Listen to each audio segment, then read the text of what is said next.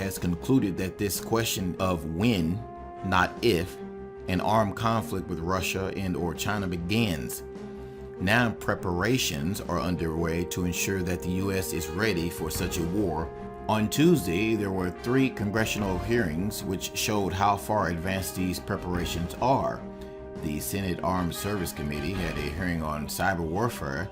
A subcommittee of the House Armed Services Committee discussed the U.S. aircraft carrier fleet, and another talked about the modernization of the U.S. nuclear weapons.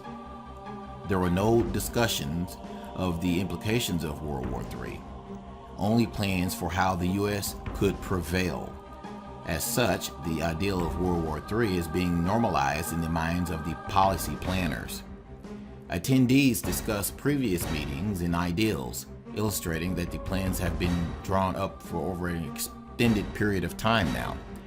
Far from being a response to a recent geopolitical events, they are part of a long-lasting scheme. At each of the hearings, a conflict between major world powers was discussed in a short time frame. War is predicted to occur in a matter of years rather than decades, and it will be with other nation states rather than a terrorist group. The hearings were devoted to working out which techniques, assets, and human resources the U.S. needs to win such a war, and the acceptance of a conflict was evident among Democrats as well as Republicans.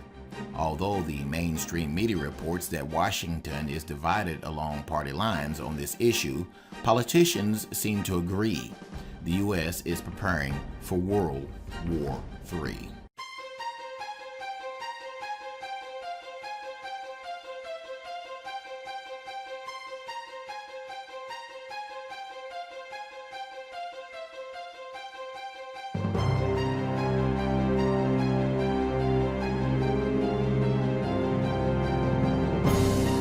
Some very mysterious maneuvers over the Pacific are forcing a change in LAX landings late at night.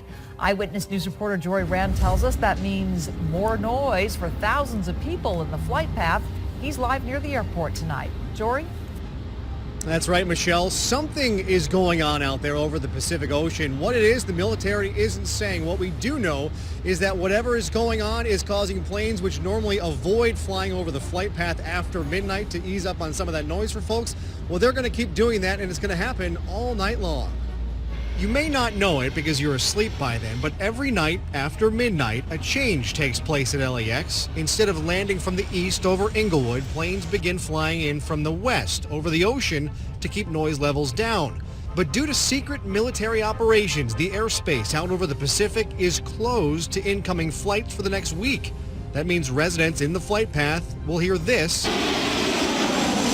all night long. So I can imagine for the next week, they're going to fly over 24 hours? No, that's going to be crazy. We clearly understand that neighbors and communities east of the airport will experience noise, and we apologize for that. But what's causing the change? The military isn't talking. Even LAX is in the dark. Any idea what the military operations are? No. All they know is planes can't be flying at low altitudes to the west.